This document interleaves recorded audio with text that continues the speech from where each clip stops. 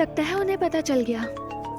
जिमल की कोई खैर खबर आई क्या? नहीं आई वो सवेरा, यही खबर है। ओह मेरी बच्ची। हम इस मामले पर अब दोबारा बात नहीं करेंगे बेटी। हम ये मान लेते हैं कि ऐसा कुछ हुआ ही नहीं था। समझी बेटा? इसे देखकर तो नहीं लग रहा कि सुबह बुखार था।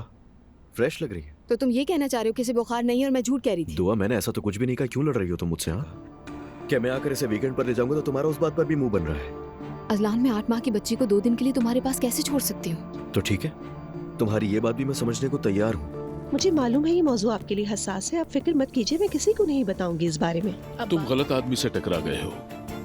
हम दोनों देखेंगे। हाँ देख लेना।